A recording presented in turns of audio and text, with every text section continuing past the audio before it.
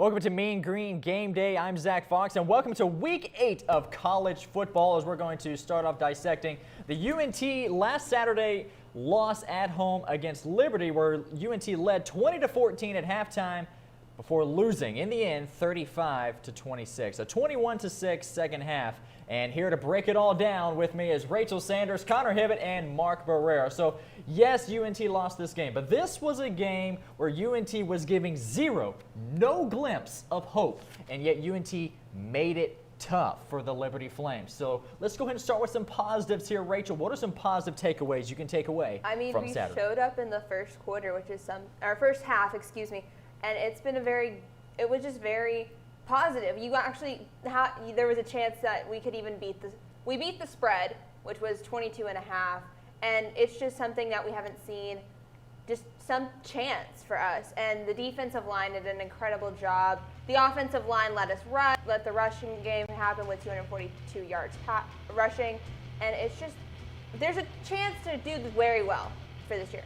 Now, Connor, is this the best defensive line performance we've seen all year? I mean, a combined 6 sacks, several hurries between 4 players. You have Deon Novell, the Murphy twins, and Katie Davis, 6 sacks. I mean, is this the best performance that we've seen from the UNT defense so far? I certainly think so. I mean, UNT's defensive line certainly has the players. They've had the experience, and we have a couple of younger guys who have been stepping up these last few weeks.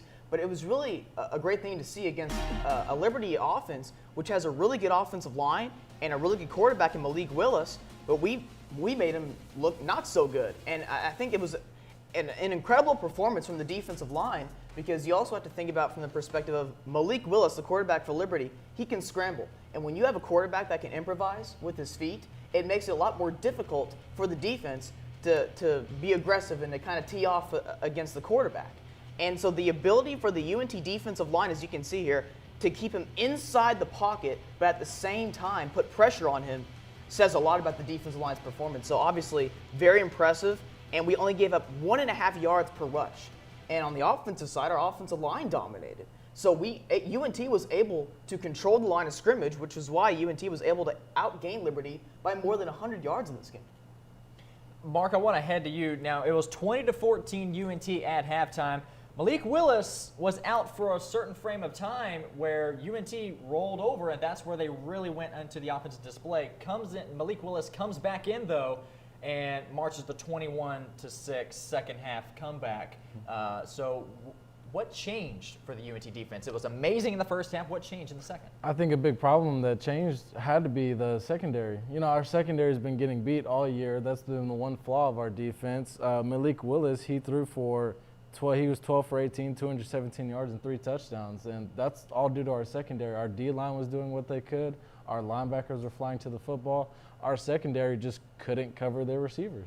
Now, one common theme that we've seen from the offensive side of things, Austin Nani, he had 2 interceptions, an interception every game, so it may seem, for the UNT quarterbacks, but 2 interceptions, and you lose by 2 possessions.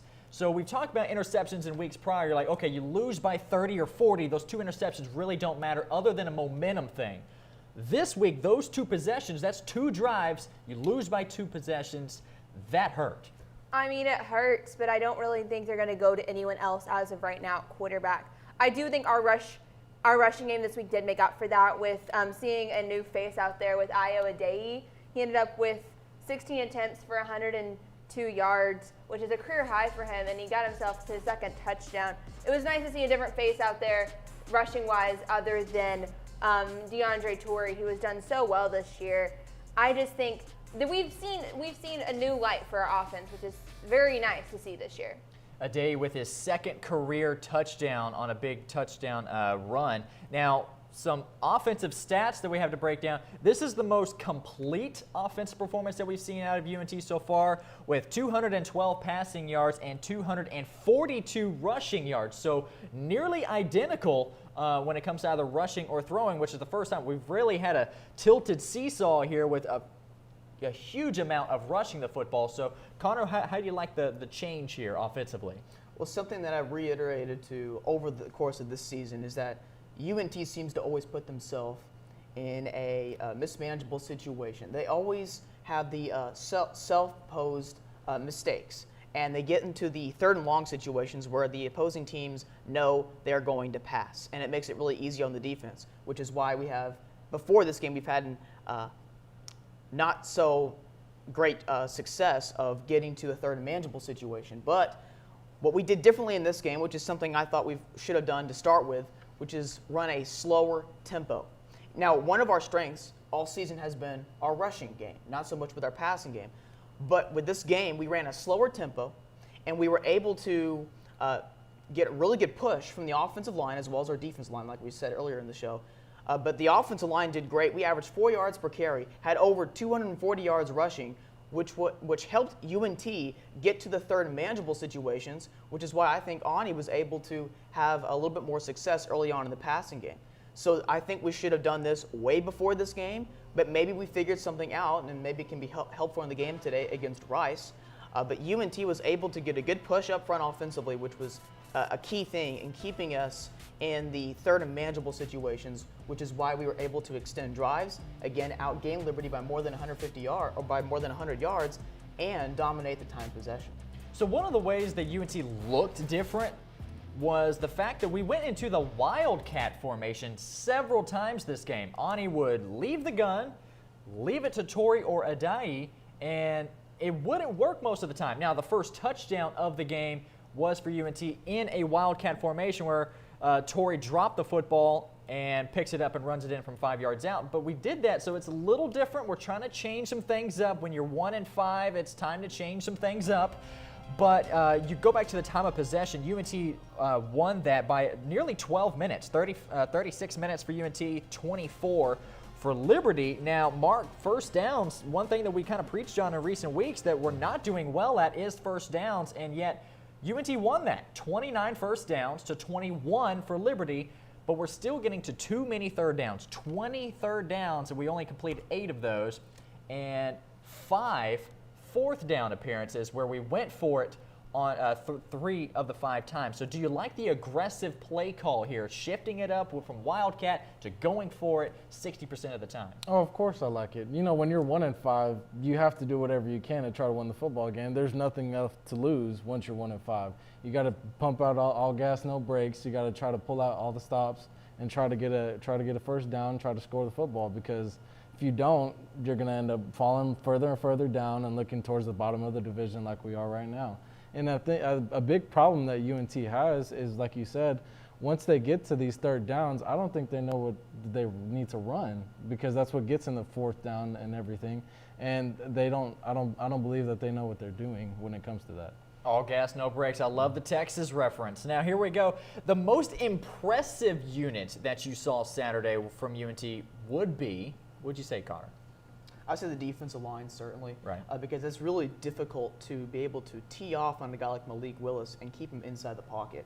We saw lots of instances, I'll just bring up Johnny Manziel a decade ago, where teams would try to rush him and keep their safeties in the box to make sure he doesn't run the football. But 2 things. Number 1, that opens up the opportunity for one-on-one plays with the receiver and defensive back, which increases the chance of a pass interference or a big play. And then the other thing was teams would try to blitz Johnny Manziel, but they wouldn't keep him inside the pocket, and he'd scramble outside for a big play. So that's been something since the Johnny Manziel days of a decade ago. It's like defenses are now starting to realize, okay, let's blitz, but keep him inside the pocket. I'll use an NFL example. We saw that with the Denver Broncos against Cam Newton several years ago in the Super Bowl. They were able to blitz and keep him inside the pocket, and that's what UNT was able to do this past weekend against Malik Willis and the Liberty offense. And another thing is the Liberty offensive line has been one of the better offensive lines from the independents these last few years, and UNT was able to get a lot of good penetration. But we've talked about the ability of the UNT's defensive line to get pressure this year, but I think that this really showed off in the Liberty game. Of course, you wouldn't have thought coming into the game that would have been the matchup where we could have done that, but obviously very impressive, very, very impressive performance, because that's not an easy quarterback to do that too. No, it's not. And Rachael, what do you think the difference was this week? UNT, like I said before, given no chance. UNT has been a poor first half team and a good garbage time stat builder in the second half for their most recent games, going back to Missouri. Marshall were okay in the second half.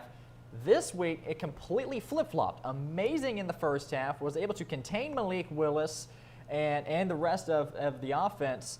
Now, then the second half comes along and you allow 305 pass yards to 45 rush yards. That tells you that the corners, as Marc mentioned before, are getting beat deep. So what are some things that we can look at? Like, what was the difference that Liberty should have blown UNT out of the water? So what was the difference this week that made UNT look so good? So in the first quarter, UNT didn't have any penalties, which is a great thing.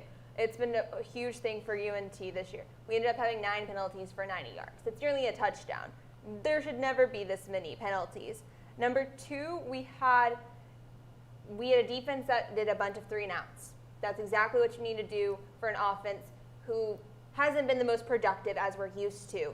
And I think the final thing is we saw a rushing game that was a little less predictable with 2 running backs that were both incredible, doing exactly what they could. And then Ani had probably the best day he's had all year with passing yards. I mean, yes, he had the interceptions, but I think we've grown used to that with Ani this year. So I think it was just a good game overall. My only thing is we should be able to score in all 4 quarters. The only time we were able to do that this year was against Northwestern State in the first game. And I think if we could do that, we have a good chance to get right against Rice today. There's one of your keys to the game. Score in all 4 quarters. We'll see if they can do that. But when we return, there are 9 undefeated teams remaining in college football. Which ones will remain undefeated and which ones will suffer their first loss? We'll discuss it when we return.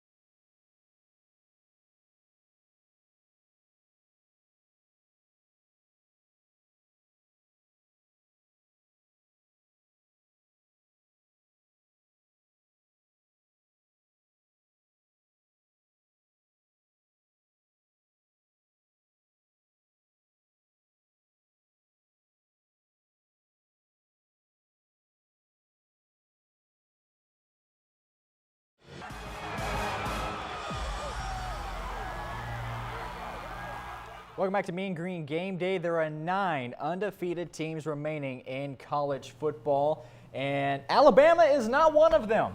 I must say, this is a surprise to us all. Alabama is not one of them with their loss a couple weeks ago to Texas A&M, but they're back in the top 4 as expected. Now, let's go ahead and dive into this. What are some teams of the 9 here? You have Oklahoma, SMU, Georgia, Cincinnati, Michigan, Michigan State, San Diego State, Wake Forest, and Conference USA zone, UTSA. Of those 9, who is going to experience their first loss within this week or potentially next week? Who's going to experience it first? Ooh. Michigan State. Michigan State. Obviously, Michigan State, they play each other. Right. I feel like it'll be Michigan State ended up. No, I'm sorry to be Sparty. They have done a lot better than they have this year. But Michigan is out to prove something this year. Now, will they do it against Ohio State? Probably not. But Yeah, I think Michigan State would probably be the first team to lose out of the undefeated teams. Now, Connor, yeah, you mentioned early on that, I mean, none of us were really expecting Michigan State, but you, on the other hand, you saw this forecoming, that the Spartans are actually legit in a way. So how do you like their performance so far? Well, I think a key thing to remember from Michigan State, remember last year they had a first-year head coach in Mel Tucker. He came from Colorado, and we had obviously the pandemic a lot last year. We didn't really have an off season, and Michigan State was going through a transition. They had high expectations in 2019. They had all those seniors come back from their 2018 team, and then they lost everybody. So if you were going in through transition last year without an off season, especially with the revamped coaching staff, you weren't going to be successful. And Michigan State was not. They only had 2 wins, albeit 2 big upsets against Michigan and Northwestern. But what Mel Tucker did this past offseason, well, first of all, he had an actual offseason, and number 2, he hit the transfer portal very hard, including a guy named Kenneth Walker at running back. He's been top 10 in terms of the Heisman contention this season. He's been one of the breakthrough players of this year, and he went out and got a couple of quarterbacks, so he established more depth within the roster. And another key thing about Michigan State is this year, I think the reason why they're breaking through, first of all, good coaching, better team chemistry, but another reason is they have yet to face a team with a winning record. And obviously they're going to be facing a team with a winning record today, a team who's likewise undefeated 7-0 in the Michigan Wolverines. And then for the Michigan side of things, Michigan has only faced one Power 5 team with a winning record, and that's Wisconsin. And Wisconsin's won the last 3 weekends in order to establish that winning record. So both these teams have yet to truly be tested. Rachael, what teams of these 9 are going to end this season with an undefeated record? Who's going to hit the top? Georgia, number 1, is going to stay undefeated. I think if they were going to be defeated, it would have been by now. And I have to say, I think Oklahoma is going to stay undefeated. I think they've been tested, and I know that they haven't looked amazing, but they keep winning these games. And at this point, I don't see them losing. There is a lot. They have a tough schedule ahead, but I think it's just going to make Oklahoma better. And I think it's going to be crucial for them in the next few weeks to keep this winning up. And I think that's what Lincoln Riley's telling them, and I think that's what's going to stay. Marc, do you agree with that? I have to disagree with Oklahoma. I'm sorry, Rachael, but these next couple games, you will get tested. They will get truly tested. Oklahoma, since the games they have played, they don't have a ranked team that they have played other than Texas. These next 4 games, they play 5-3 Texas Tech, which will be tough. They play number 16 Baylor, number 22 Iowa State, and then finish off number 15 Oklahoma State. And they've been keeping these games very close all year. They barely beat Kansas, barely beat Texas. There's only so many times you can get away with playing that close and end up winning. So I feel like Oklahoma will end up falling within these next 4 games. If I had to predict it, I feel like it'll either be between Baylor, Iowa State, or Oklahoma State. Remember Florida State in 2014? They were coming off their national championship season, had a lot of guys come back, including Jameis Winston at quarterback, and they won a lot of close games in 2014, and then all of a sudden they lost in the semifinal to Oregon by almost 30 points. I kind of feel like, I mean, I'm not going to say Oklahoma would lose by 30 points, but you feel like it's just going to, all these close wins are going to come back to bite them, and they're going to get hit hard in the game, where it's like reality hits. It's like, okay, we truly have to turn things around. We can't just keep escaping these teams. But nonetheless, we're going to find out what Oklahoma is really made of in the last month of the season, because like Marc mentioned, some difficult games upcoming. So, Rachael, you mentioned that those are your only 2 undefeated teams. So you have 7 teams taking their first loss between now and the end of the season. Wake Forest, that you were talking about earlier, in this high-powered offense, what happens between here and the end of the season for them to take their first L? I think they're going to play this UNC team with Mac Jones, who's going to make them very well prepared for this game. He's probably circled this game on his schedule saying this is the game. It's a statement win they're going to have to make with what's happened to them this year. It's coming in highly ranked, and I think Wake Forest's defense is ultimately going to do them in. As much as I want to see Wake Forest's offense do really well, it's just they haven't really faced many teams this year, with the ACC not being what the ACC has been, and I just don't expect them to win out. Connor, San Diego State's another one. San Diego State has been an interesting team. Haven't really faced that great of too tough of a schedule so far, but they've been tremendous defensively. In fact, if you look over the last decade, San Diego State usually ranks in the top 20 in most categories on defense, and they've been tremendous defensively this year. They're giving up less than 260 yards per game. And what's interesting is the division that they're in the Mountain West is so difficult this year. I mean, you've got Fresno State, San Diego State. They play each other later tonight. That should be a great game. That's a pick-em spread, by the way, right now. And Nevada's in that division. It's San Jose State, who had a breakthrough season last year, hasn't lived up to the expectations this year, but nonetheless, they have a really good defense as well. So that division is stacked in the Mountain West this year. I don't see San Diego State finishing undefeated. I see them losing to Nevada later on, and they might even lose to Fresno tonight. But what's interesting is in that division, the Mountain West, if San Diego State beats Fresno State, San Diego State and Nevada pretty much play for that division in a couple of weeks.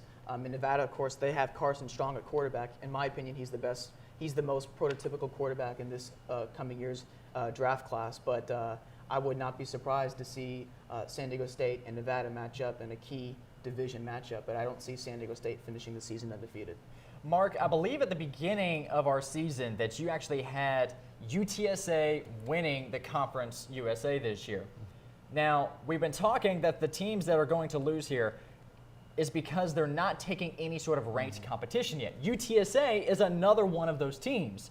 They beat Illinois at the beginning of the season, but they weren't ranked. So we haven't had a ranked showdown with UTSA, and yet the Roadrunners are running away with things. Now not ranked number 23 in the nation. So give a take on UTSA and how they should finish out the season. I believe UTSA is going to be undefeated. You know, they only have the two biggest games that they have left is UAB and 6-1 UTEP. And UAB is probably going to be the team that they play for a conference championship and then for the Conference USA, and they'll end up winning, I believe. Then the other two teams that they have are the two teams at the bottom of the division, which being us, UNT, and 1-6 Southern Miss as well. So I believe that UTSA, they have been an absolute running through their schedule, and I believe that they're going to be undefeated as well. I've been high on them all year, and I'll continue to be high on them. Well, so the last time that we were here, it was a couple weeks ago where we had our mid-season playoff predictions. Well, a few things have changed just that night as Alabama, that's when they took on their first loss. Penn State lost as well as Iowa, so just completely demoralized our rankings. In fact, I'll kind of read them out. I mean, I had Alabama staying at 1. Obviously, they're 3 now. Penn State has been knocked out. Georgia and Cincinnati is still in the top 3. Rachael, you had Penn State at number 2. They're gone. And now you have Cincinnati, which you had there at number 2. Bama down to 3. But Georgia stays at 1. Connor, all 4 years are still in, but they mix match. So they're still not in the correct order. So Alabama, like I said, is at 3. You had them at number 1, as probably we all did. Now, Mark, yours, Iowa, team you were rooting on all year, took on their first loss. You had them ranked at number 2, so they're gone. But right now, the standings, you have Georgia, Cincinnati, Alabama, OU, Ohio State, and Michigan. If another team was to get in, like 5 or 6, Ohio State or Michigan, who are they replacing? I think they were going to be replacing Oklahoma. That's, like I stated, I think Oklahoma is going to end up losing one of their games, and I'm sorry, Rachael, but I think Oklahoma is going to be one of the few teams that ends up taking a loss. I think if the team that would surpass them, I think it'd be Ohio State. I think Ohio State sneaks back in. Ever since that Oregon loss, they've been playing very good football. So yeah, I think Ohio State sneaks in, Oklahoma goes out. I think Cincinnati's out. As much as I want to see a group of 5 get in there, I don't think it's going to happen. I think the committee doesn't like group of 5, and it's just that's how they've been for a while. I mean, there was UCF a few years ago who was undefeated, but still didn't get in. I think Cincinnati's going to be overlooked, and they're not going to be at least in the top 4. They could be in the top 6 still, but they drop out of the top 4. Something, though, that's different about Cincy this year, Marc and I have touched on this a lot, is that they got their recognition last year, and now they started this year high in the polls, which I think has a lot to do with maybe their chances of making the playoff. Alrighty, well, when we return, we're going to see some of our scariest units, teams, and potentially even uniforms, as today is the eve of Halloween. So stick around, you won't want to miss it.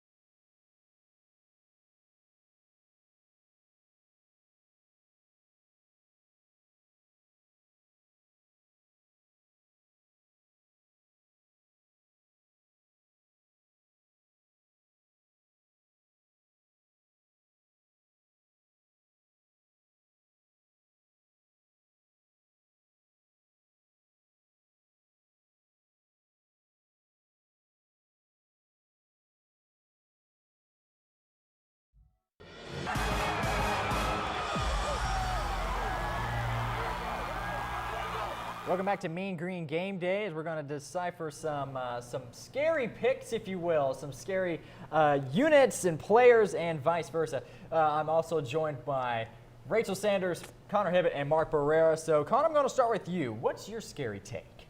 Well, this season has had a lot of chaos, just like the 2007 season did. And that 2007 season is considered to be the craziest, at least in the modern era of college football. And in that season, there was a curse on teams ranked number 2. It seems like they were going down each and every single weekend. Well, this season, in another year of chaos, there's been a curse on teams ranked 18. 5 straight weekends where the teams who are ranked 18th in the country go down. So let's start with Notre Dame, Wisconsin from several weeks ago. Despite Wisconsin outgaining Notre Dame, they lost convincingly. The very following weekend, Hawaii beat Fresno State as a 10-point underdog. In fact, a lot of people had that as virtual lock for Fresno State to cover.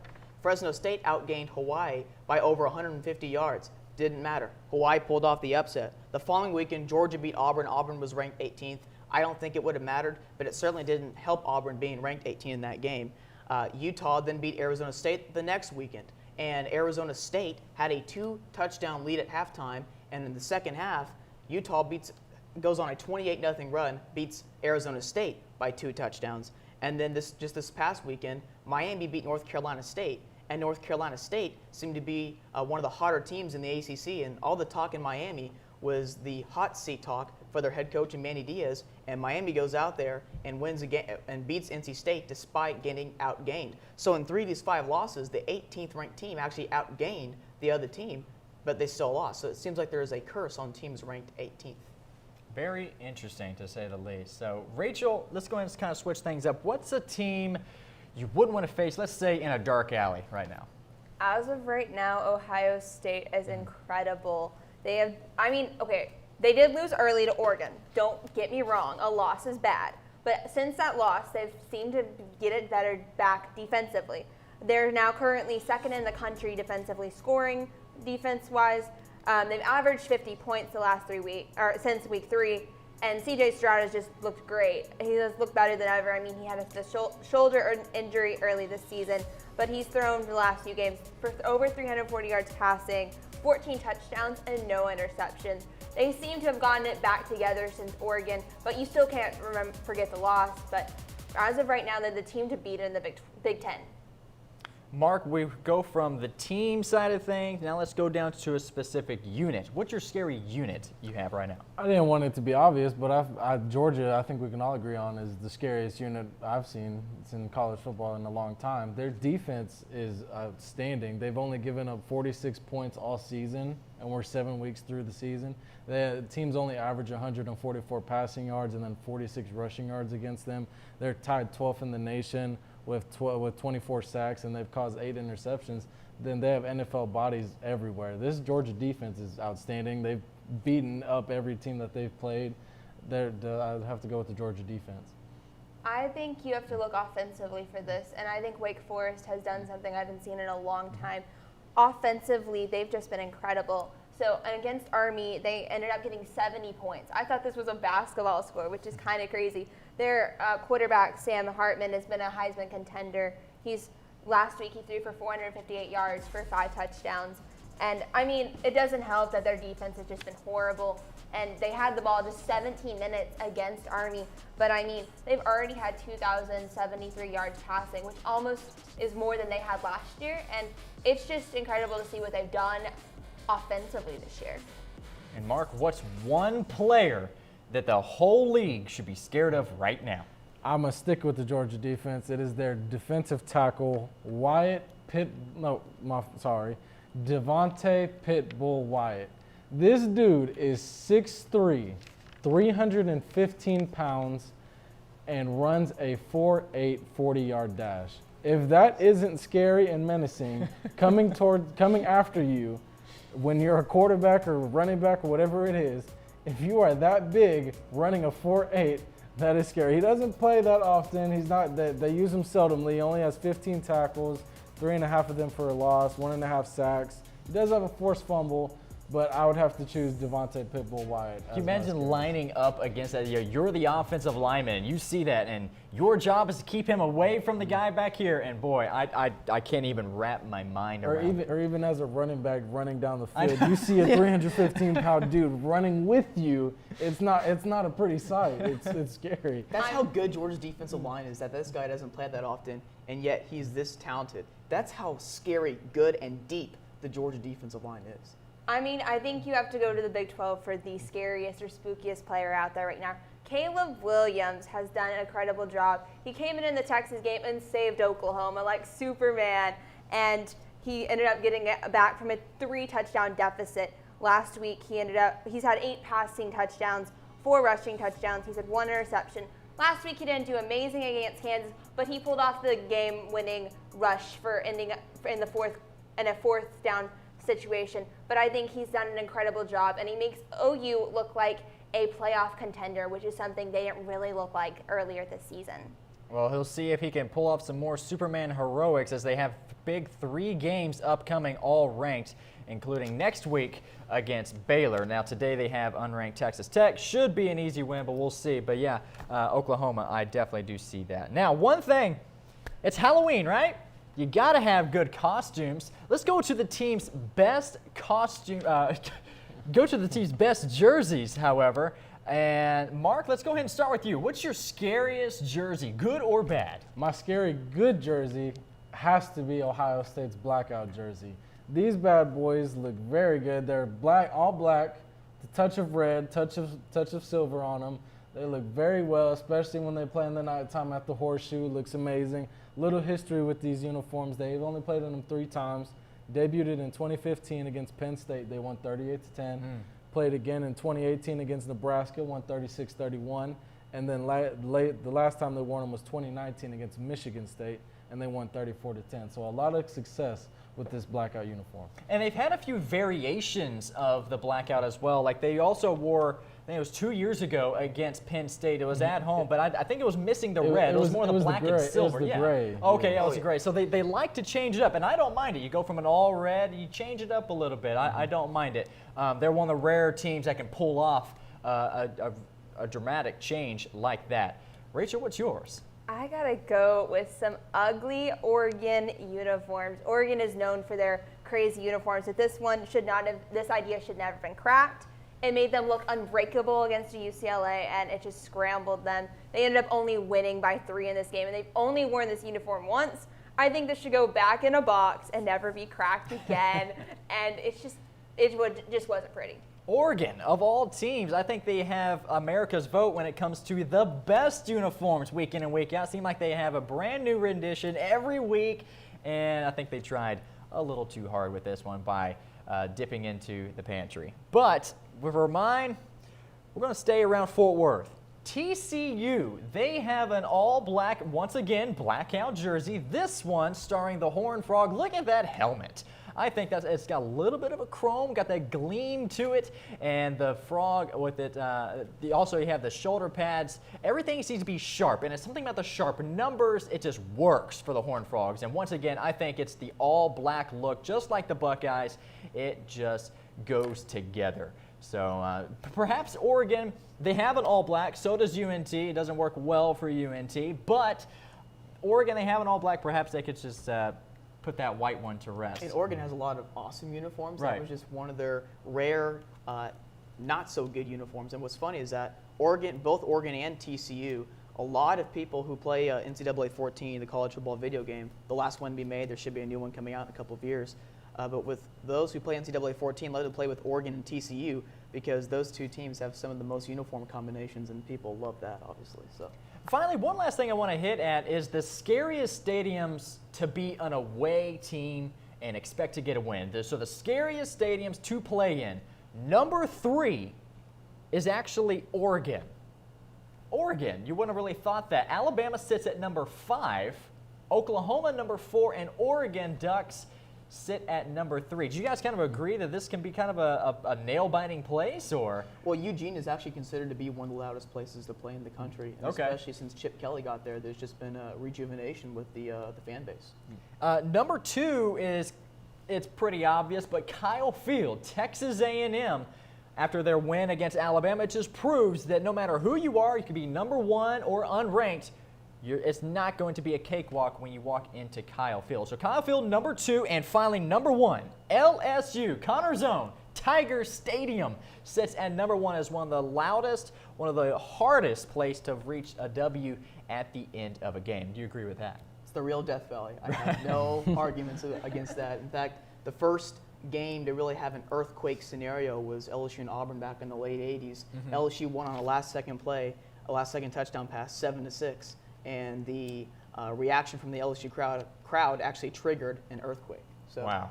Well, I guess it goes to show why you're number 1. But when we return, we're going to dissect UNT and their upcoming matchup today against the Rice Owls. Stick around.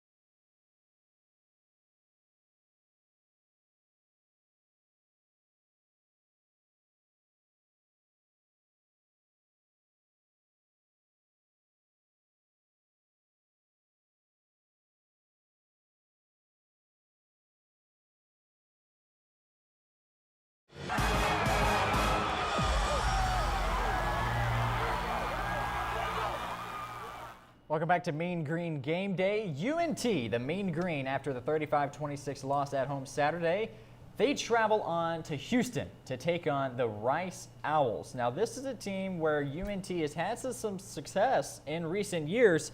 Today, the kickoff will be at 1 o'clock, but the Mean Green last played in Houston in 2019 and fell short, 20-14. But the last time they took on the Rice Owls was last year at home and won 27-17, where DeAndre Torrey was a part of that game. He had 19 rushes and 102 yards, as well as 10 receptions.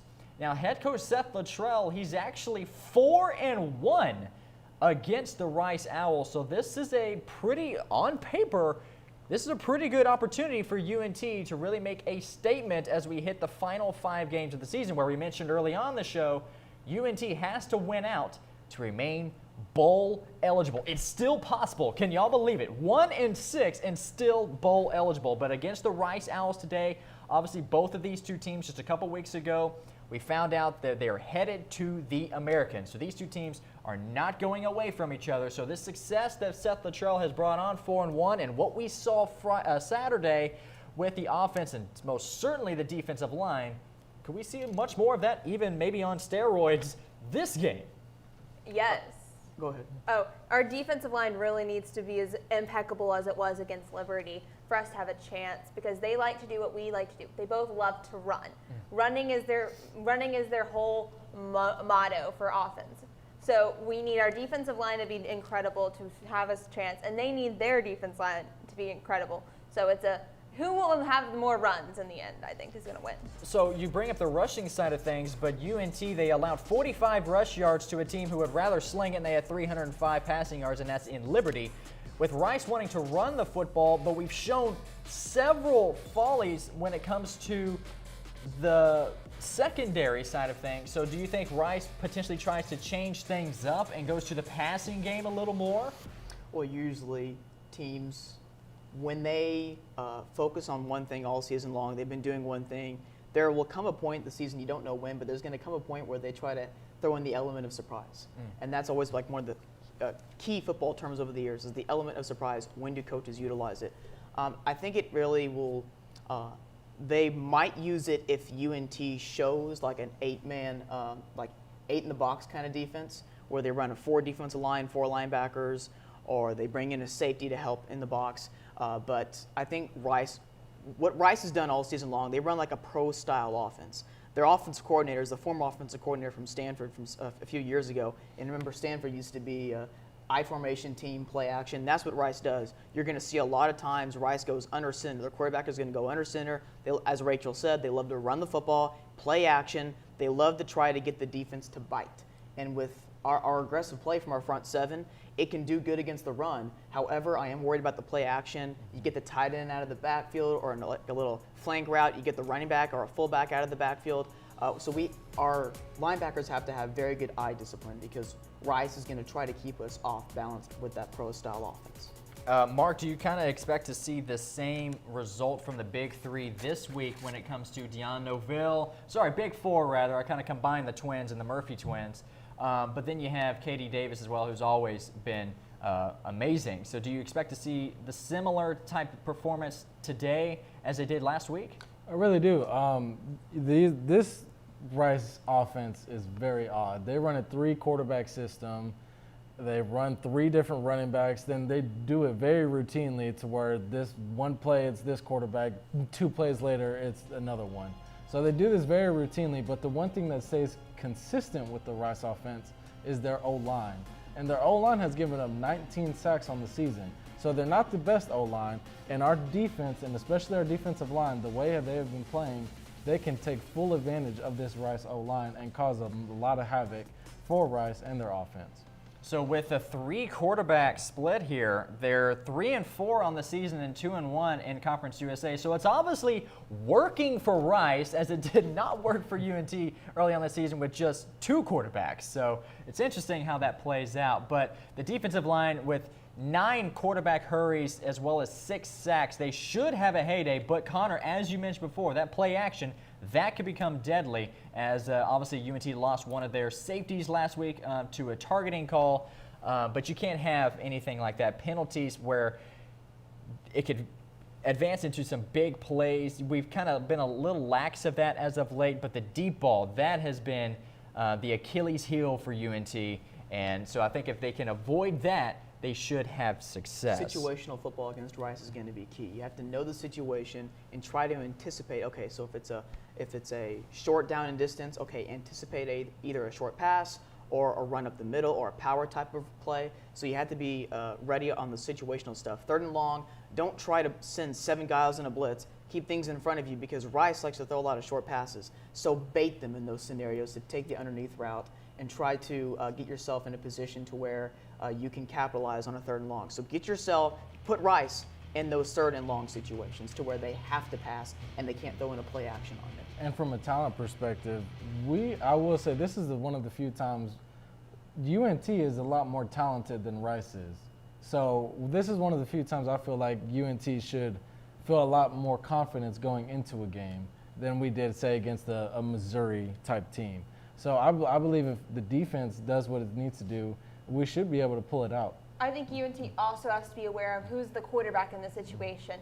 Last week against UAB, they had an amazing quarterback, Wiley Green, out there. He ended up getting 72 out of 22 passes for 205 yards, and he's probably their best throwing quarterback. So I think you also have to be aware of who's out there because McCaffrey and Constantine are both more of a running quarterback. So that's why the defensive line has to be prepared and just know what's happening and not anticipate too much. Well, Mike Bloomgren, the head coach for the Owls, he's actually 1-2 against UNT, and he's 10-27 as head coach in his 4th season. So not a good tenure. So he looks to turn that around. But what's some of the key players you look ahead to today's matchup at 1 o'clock? Well, like I pointed out earlier, I think the linebacker play for UNT is going to be critical. Rachael said you don't want to overplay things. You want to be aware of the situation. You want to be aware of, okay, who's out there for Rice in terms of their quarterback play, what's the down and the distance. So I think the linebackers are going to go a long way. The linebacker play is going to go a long way in this game for UNT. If they're aggressive on first down, and let's say if it's now 2nd and 9, okay, so be ready for a play action to the tight end or be ready for a quick slant. If it's 3rd down and 3 or 4, play for the run because Rice might try to set themselves up for a more, for obviously to try to get 3 to 4 yards on a run, which is 3 yards in a cloud of dust kind of offense, or to set them up with a more manageable 4th down. If it's 3rd and long, get ready for obviously a passing situation. Like I said earlier, the key thing for UNT in this game is put Rice in 3rd and obvious passing situations because that's not their strength. They don't like to go in the shotgun and just start slinging it around. They like to try to keep the defense off balance. If we can put Rice in a position where we're keeping them off balance, where they don't know where we are attacking and when we are attacking, it'll do good for UNT's defense. Now, I know we've spoken on this quite a bit, and for good reason, but Austin Ani, I think he's a big key player for this game as he had 2 interceptions and a touchdown pass, but that interception, that was on the first drive of the game where the rushing was taking out Liberty one play at a time, and it was working. Then you get down to the 11-yard line and throw an interception, and you throw another one late in the game. So I think, and then go by to lose by 2 possessions. So you minimize those, don't give Rice the opportunities, as well as I think the time of possession, as we mentioned earlier, Connor, that's something that you mentioned at the beginning of the year, that has to change. UNT is a very hurry-up team, and potentially that's just not working for Ani or Reuter at the quarterback position. Is force you to hurry up, make your read sooner, and it's not working. If you slow down, see how the defense is set up, then go from there, make your reads, and make good drives as we did this last game. I think if you win the time of possession, you win the football game. UNT. Go ahead, Rachel. UNT is also like Rice. They don't have a good secondary. UAB was able to get tons of passing yards on them. So if we're able to at least take some awareness of that and able to make some throws accurately and not throw as many interceptions as he's been doing, that's also another thing that could give us the edge in this game. And UAB actually completed a Hail Mary pass against Rice at the end of the game, but they got called back for holding. And it's one of those little holding calls where it's like, well, that happens on every single play, but they get called at the wrong time. So a huge problem actually for UNT, I feel like, is that their offense is still stuck like they have Mason Fine at quarterback. And I feel like it's been that way for the entire season. Austin Ani and Chase Reuter are not Mason Fine. They're not close to what he can do. I think the styles are very different from what they do because they're still trying to do the hurry-up offense, the RPOs, the quick slants, the thing. And I think they need to run more of a pro-style Rice offense when it comes to Ani because Ani, we've seen it all season, if you rush him, he's prone to cause turnovers. He's prone to throw interceptions and make the wrong read. Same thing with Reuter. So I feel like you need to, as Connor and I have been saying all season, slow it down. It's fine if we keep the ball for 10 minutes. We don't mind. 14 play drives. Give it to Torrey. Give it to Adeo, who had a really great game last week and rushed it for 99 yards. It is okay to slow down the game. Well, I think we just kind of saw the recipe for success. Do that again, and you potentially win the game. But when we return, we're going to dissect our picks for the upcoming week. And trust me, there are some good ones along with UNT and Rice. Stick around.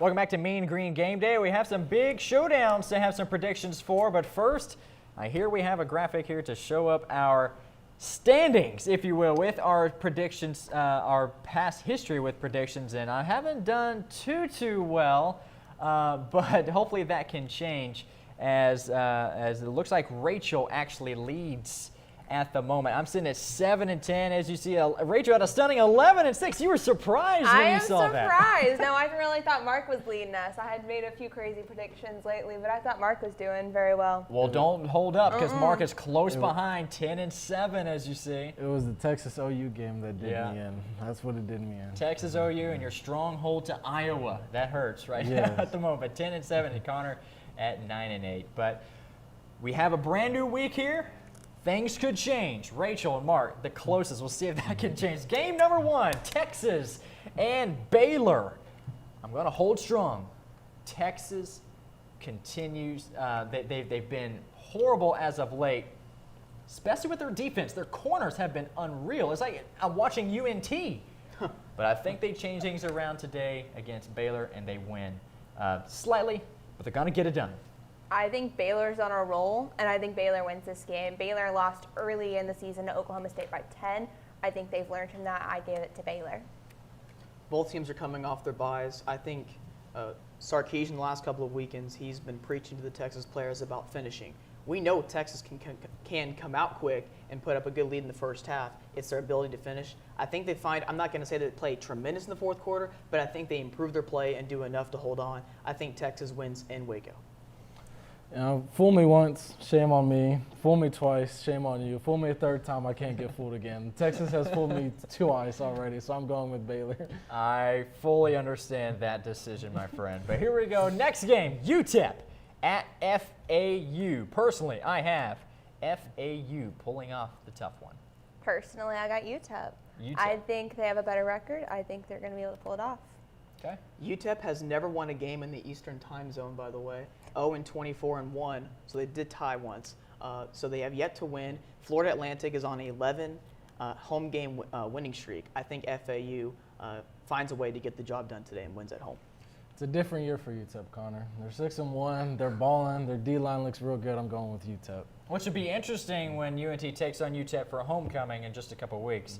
So, alrighty. So tied there. So we haven't had a lopsided score yet. So 2-2. Everybody playing it safe. Here's another one. Michigan State. Battle of number 8 and number 6 in the nation. Personally, I have the big dog in this one. That is Michigan taking it. I'm going to be the lone person to say Michigan State. I think Michigan State, if they can make Michigan one-dimensional, I think Michigan State's going to win this game. It's at home for them. I would like to see Michigan State to win this game. Classic Big Ten matchup here. You've got both teams who want to run the football and play good defense. The difference between these two teams, I think, is going to be the inability of Michigan State's secondary to play in space. Although Michigan doesn't pass the ball a whole lot, I think there will be a couple big passing plays for Michigan, which ultimately decides the game. I think it's going to be close. You got obviously a great rivalry. By the way, both these teams are in the top 10 matchup between these two teams for the first time since 1964. I'm going to go with the Wolverines in a classic. I'm going with Big Brother, too. I'm going with the Michigan Wolverines. I think Michigan's been playing very well this year. I think Michigan State hasn't really had the competition that they need to have in order to be tested in front of them. I don't think any baffled punts are going to happen this time, which was crazy, but I'm going with Michigan State. Are we kind of in agreement there that No, Michigan. Game. I'm sorry, Michigan. Close game, though. It's a rivalry. Obviously. So. Alrighty. Next one, Ole Miss at number 18, Auburn. Uh-oh. So number 18 back to Connor's 18. Can they pull it off? Personally, I say they do. Auburn takes down Ole Miss today. Who you got, Rachael? I have Auburn. I don't trust Bo Nix as a quarterback. I think Matt Corral's had a great year. I give this to Ole Miss pretty heavily. I think Auburn finally breaks the curse. They finally break the streak of 18 teams losing, so they defeat the curse. I think Auburn finds a way to win in a higher scoring game in the Plains. It's going to be that's going to be a classic type of a SEC matchup where you got two high caliber teams. The difference is going to be in the trenches, and I think Auburn has a better offense and defensive line than Ole Miss. I think the curse continues. I think Ole Miss's offense is way too powerful for me. I'm going with Ole Miss. Alrighty, so number 18, a lot of history behind it, a lot of curses behind it. Will it be broken That is the question. So should be a good one, but alrighty. Still split. The only one that we've been really agreeance, and that is Michigan and Michigan State. Next, we have SMU, friendly foe. The Ponies, they are still undefeated, and they'll take on Houston. Should be a really good matchup. 7-0 against 6-1. Personally, I'm going to go against UNT ways. Go with the Mustangs. SMU takes this one against Houston. I like the Mustangs as well. SMU has been led by a great quarterback this year with Mordecai, who's been unstoppable, and he's got Bentley and Siggers as being his running backs. It's going to be hard to beat any of that. I got to go with SMU. Trey Siggers is so hard hearing that name. He's not part of the Mean Green. I'm surprised Rachael didn't say anything about Grant Calcaterra. But SMU is led by Grant Calcaterra at tight end and Tanner Mordecai at quarterback, both Oklahoma transfers. That's why I referenced Calcaterra there. I think SMU wins. I think this is going to be a really close game. The spread right now, it actually is a pick 'em. That includes the home field advantage for Houston. Houston has yet to really face a good team this year outside of Texas Tech, who they lost to the first game of the season. Marc pointed that out earlier in the show. Houston has yet to really face a really good team, and they're certainly going to get tested. I think it's going to be a great game. I think SMU wins in a high-scoring game. I think SMU wins as well. This will be the first time SMU plays a defense as good as Houston, because the rest of the defense that they play have been very lackluster, including ours, sadly. We were supposed to be good against them, but we weren't. I'm going with SMU as well, but it should be a very good game. It definitely should be. 7-0 against 6-1. That's definitely a one to watch for. And finally, one we've been building up since the beginning. UNT, can they finally turn it around? They were so close last week against a tough Liberty Flames. But UNT takes on the Rice Owls. Like I said before, Seth Luttrell, 4-1 against Rice. You beat Rice last year, but it was in Denton. Last time you took on Rice in Houston, you lost. I think we change that around. UNT beats Rice. Rachael. I have to be realistic here. I have to go with Rice. I'm worried UNT is not going to be able to play all 4 quarters like they need to, and I think Rice is going to ultimately outdo us. Something just tells me Rice is going to find a way to win this game, even if UNT dominates in every single statistical category. We don't do well on the road, and until UNT proves to me that they can win on the road, I'm not going to pick them. I don't. Fool me once, shame on you. Fool me twice, shame on me. I've picked us to win on the road before. Not doing it again until, again, they can prove to me that they can do it. I think Rice finds a way to win at home. By the way, quick shout out to Rice. They beat UAB last weekend at UAB. That was UAB's first home conference loss since 2014. You like that fool me line? Yeah. As much as I want to pick UNT, I got to go with Rice. Like, it's just at this point, UNT has yet to show me that they're capable of winning this season. And as much as I think we're more talented than Rice, and as much as I think we should beat Rice, I think we're going to lose. And if I'm wrong, I'll be happy that I'm wrong, but I'm going with Rice. Oh my goodness, we prepped it up so hard saying the defense has been awesome. The offense was amazing last week despite 2 interceptions. What goes wrong? One way I'm right and that Rice wins, and then the other way I'm happy. So like if Rice wins, Yes. I'm Exactly. I got my prediction right, but I'm happy UNT won. You just want to close. You just want to get away from 3rd place and eventually make your way. But from UNT, you got to be realistic. Y'all say you want to be realistic. UNT has a legit chance. Personally, and you can quote me on it. Here we go. 5 games left. UNT wins the next, not 1, not 2, not 3, but 4 games. UNT wins the next 4 and sets them up for bowl potential against UTSA, where that's not going to go well. But UNT, I think, with the teams they have upcoming, Rice, Southern Miss, amongst other, UTEP with a homecoming, I think the crowd's going to play an effect in that one.